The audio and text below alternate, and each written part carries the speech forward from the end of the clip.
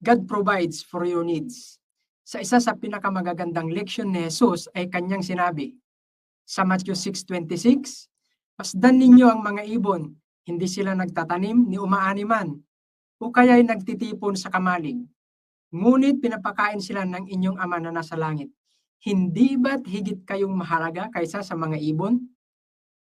Dito ay binubuksan ng dakilang guro na si Jesus ang mga kaisipan upang maunawaan ang pag-aaruga at ang pag-ibig ng Diyos bilang isang ama sa kanyang mga anak.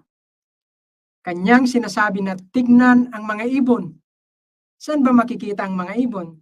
Ang mga ibon ay makikita natin kung saan-saan, sa mga puno, sa lupa, sa himpapawid, sa may mga tabing ilog, sa may mga tabing dagat. Kahit saan ay nandun sila, pero wala silang pag-aalala. Ang mga mata ng Diyos ay nakatingin sa maliliit na mga nilalang na ito. Binibigyan niya sila ng pagkain. Sinasagot ng Diyos ang lahat ng kanilang pangangailangan.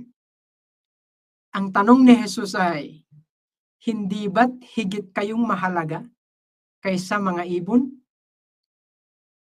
Kung ang Diyos ay nag-aaruga at pinipreserve ang mga maliliit na mga nilalang na ito, na mga ibon, hindi ba't mayroon siyang mas malalim o mas matinding pag-ibig at pag-aaruga sa kanyang mga anak na kanyang nilalang mula sa kanyang sariling wangis o image? Ano lang ang ating gagawin? Magtiwala tayo ng buong buo sa Diyos na ang ating mga pangangailangan ay kanyang ibibigay. Full trust, walang pagdududa.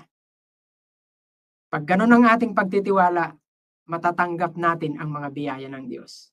Kung kayo ay na-encourage sa message na ito, please share sa iba. Thank you.